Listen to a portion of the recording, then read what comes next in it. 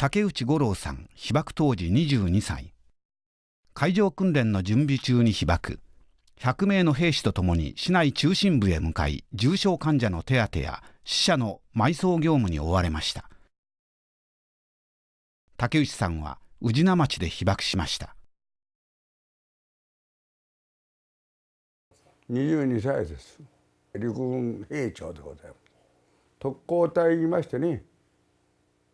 例のもう米軍が沖縄へ上がっておりましたから、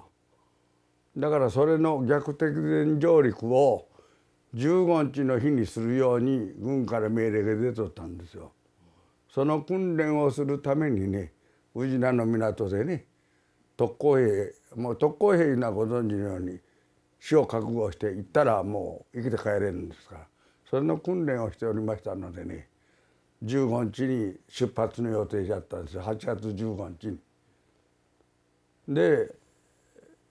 毎日訓練しておりましたから、あんまり広島市内は入っておりませんが、日曜日が8月5日が日曜日でしたから、本通りをね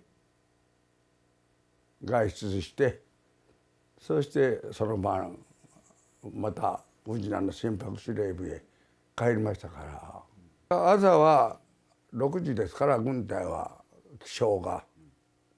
そしてそれから朝食を7時にして、それからすぐ今度は特攻隊の訓練をしよう思うて準備をねしよるさなかですから、空襲警報が出るともうすぐもうね演習止めなきゃいけないんですから、これは広島市内の一般の人でも空襲警報が出たら全部家の中へ皆ね入って道路へ出られるようになりますからね。だからあっちもすぐあれしましたがね。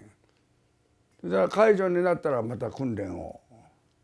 しよったら、さっき言いました7月7時に半頃に空襲警報になって、でまた今度は45分頃には解除になる。でまた8時頃3回ぐらい繰り返したんですから、その間にはね米軍の飛行機が3回ぐらい行ったり上がったり市内出たり入ったりしよったんですから、2機ほど。それもずっと見よりました。私は船の上からこうねなんで宇品の港からね。で8時15分空襲警報になりましたから、すぐね船を止めて、で演習を宇品の金輪島いうのがありますからね、あるんですよ。宇品の港の先に間で訓練するんですから、すぐ止めてね、そしてこっちの陸地の方へ置いとったらあれですよ、15分にね空襲警報になりましたでしょ。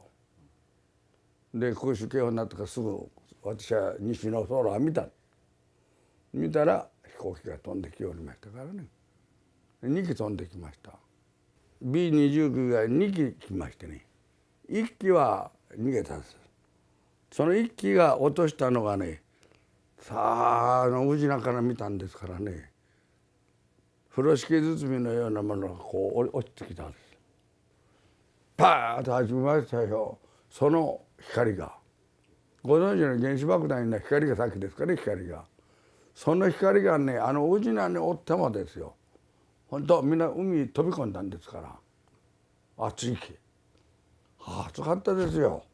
私も暑かった。私は兵長ですから海に飛び込みません。すぐ機関場へね、機関場への船の中へ逃げられる。後の兵隊はみんなね海に飛び込みましたよ。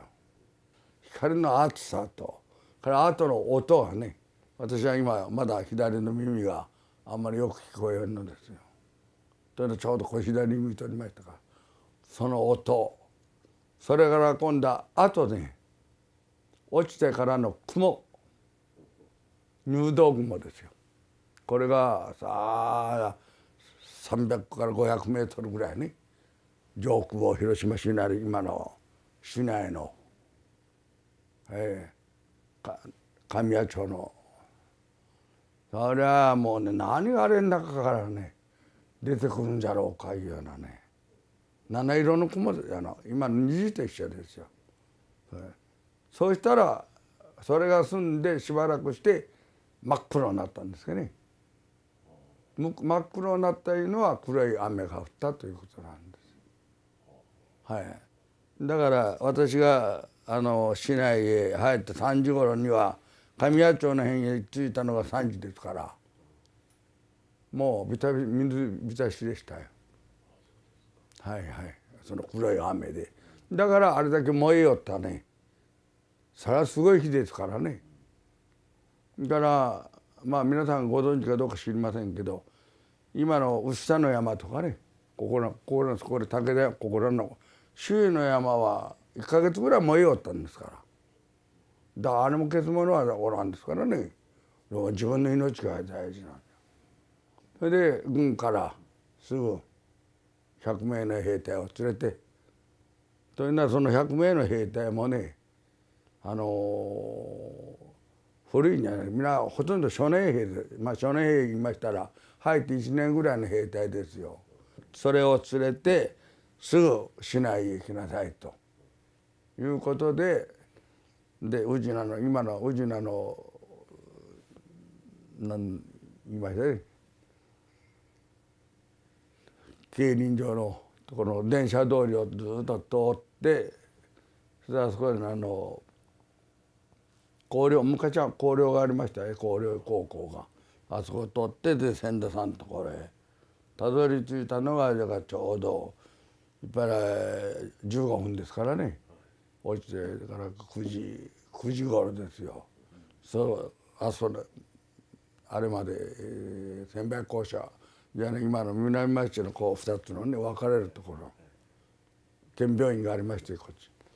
ち来たら、それから向こうからこうね血みどろになって裸足になってね、もう人間だって人間でないのが兵隊さん助けて助けて言ってね、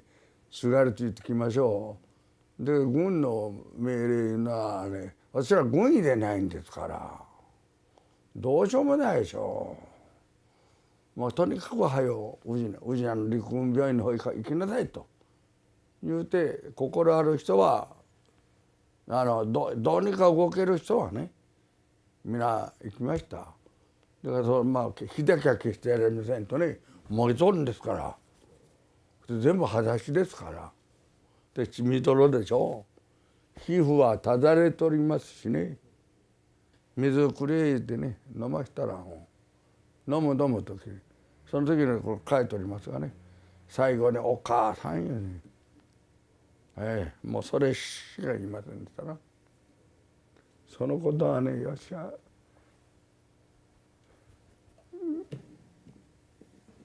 残っております。はい、それはね、まあお父さん言うてさ死ぬ人はおりませんな。お母さん言うて、それが最後でした。今ねおられる皆さん、全国の皆さんはね、この平和の尊さをね